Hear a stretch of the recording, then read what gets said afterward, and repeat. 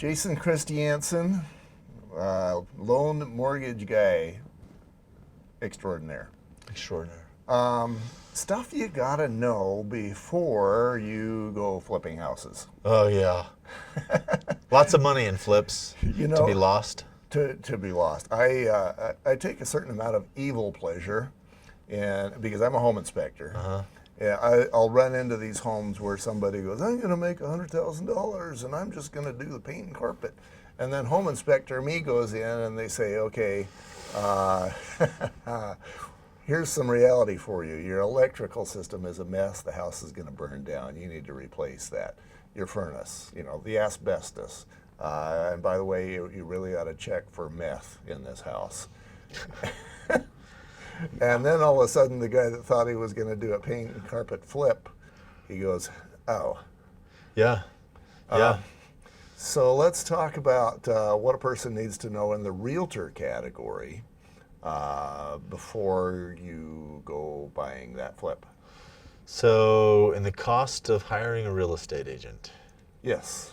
So this is so good because there's so many hidden costs that you just don't know. I've seen experienced loan officers, experienced contractors lose their shorts in a flip. So if before you ever start a flip, I would get a real estate agent on board. Find out what their fees are, and what their fees are if this or that, if they will cut them, and how the market will respond. Because something to know. This is just real. I work for money, and everyone I know that works for money. Now, I love taking care of people, and that motivates me to do a good job and makes my job pleasurable and stuff like that. But the long and the short of it, if I didn't get paid for doing loans, I wouldn't do it. Real estate agents are the same way. Everyone I talk to, and some of them are really picky. So, discounted commissions. Find out what they will work for and what you will get, because also there's discount brokerages where you'll throw your house on the market for a few $100 and that's it. And I've seen people figure out really, really, really quickly why real estate agents make thousands of dollars a transaction.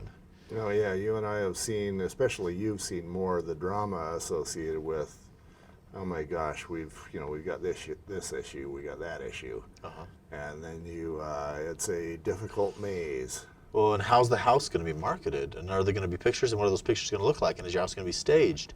What are turn times? What's that real estate agent's availability, both in person and on the phone? Like, what are they going to do to sell your house? Right now, it's a really, really, really good seller's market. So, man, you can almost put a for sale by owner sign up in your yard and take care of it yourself if you list it for the right price. So there's so many options, and interview some agents, see what's going to be. It's kind of normal. There's no industry standard, but 3% for each side is kind of something to plan on. When someone's selling their house, I say plan on using 10% in that process. And the realtor is 6% of that. Yeah, I tell them to plan on 6%. Now, there's in a market right now, you're probably going to be closer to 8 or 7 because not many sellers are paying 3% seller paid costs. But I always say plan on the worst case and hope for the best case, because if it works, spending 10% of that to the sale of the house, and you end up with more, then go to Disneyland. And it's probably worth mentioning that a flip for me goes in a couple of categories. You can basically do the whatever you're going to do. Maybe you're going to do paint and carpet. Maybe you're actually going to go in and remodel the place. Replace the wiring, the plumbing, redo the roof, get rid of the mold problem, etc. Maybe you're going to go that route. That's door number one. Sure. Door number two is, actually that's probably door number 1 and 2. Door number 1 is paint and carpet. Door number 2 is mold. Door number 3 is, hey, I'm going to hang on to this house for 2 years. Yeah, and that's no longer flip. So in mortgage lending, a flip is 90 days or less. Okay. And then there's short-term and long-term investments, which is more in the tax world, where if you own it under a year, you're short-term, and you're taxed as if that's income. And long-term, then you're getting into your 1031 exchanges and stuff like that. So there's all different things, and how long you're going to keep it, and what scenario you're running, which is a whole different story. Okay, so you got door number 3 is going basically from 90 days to 364. Door number 4 is 1 year up to 2 years. And then door number 5 would be after 2 years. What's the advantage of waiting for 2 years? I don't know of any. Actually, as soon as you break 1 year, it goes into long-term investment, and everything stays the same from that point on as far as tax law. Mortgage lending, I don't care. I don't care how fast you buy or sell a property. Unless you're buying it in under 90 days and you're doing FHA, then I really, really care, because I just won't do it. Yeah, and why will you not do that one? It's too risky. Okay. So they require a 90-day chain or a 90-day ownership before they sell it. Conventional is a little different, but FHA just doesn't allow flips. Okay, so that's FHA. So Right. it doesn't mean that it's not doable. You just can't do it FHA. Right. And so you got to do it like conventional, which means you got to come in with, A down payment. a down payment. Okay. Now I wanted to cover. We don't have any. You're not a realtor. I'm a home inspector. Uh-huh. I wanted to cover, from your point of view, the discount brokerage thing, because my thought process is, well, let's say I'm the buyer. Sure.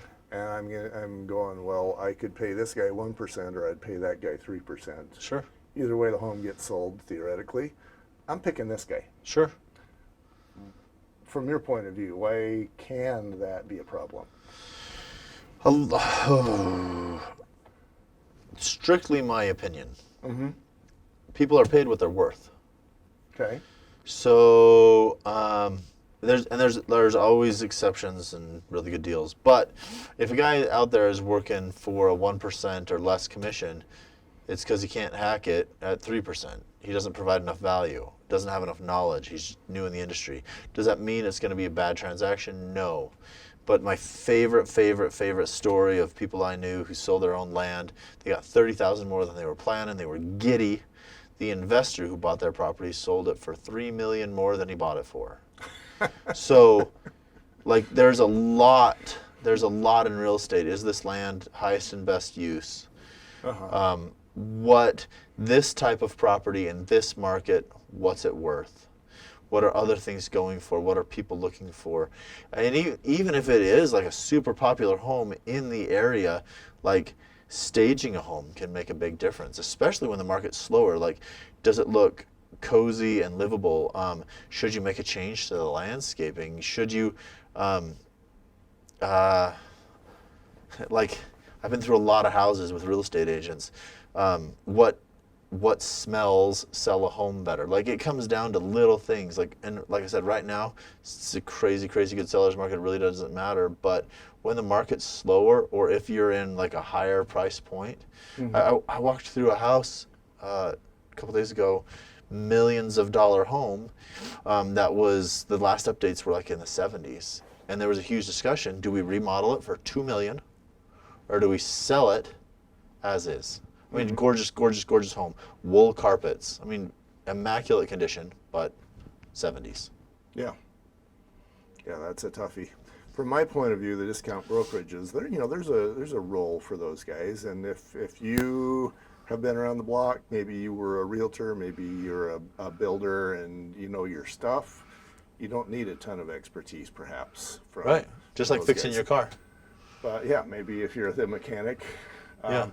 But then putting yourself in the role of, let's say that you now become a realtor, your choices are to either become a discount broker or you're going to be just a regular realtor. Let's say you want to make, I don't know, $10,000 a month. If you're doing it 1,000 at a time, you've got to have a caseload of 10. If you're doing it 3,000 or 3% at a time, you're going to have a caseload of 1 or 2. You're going to be able to spend a lot more time over here.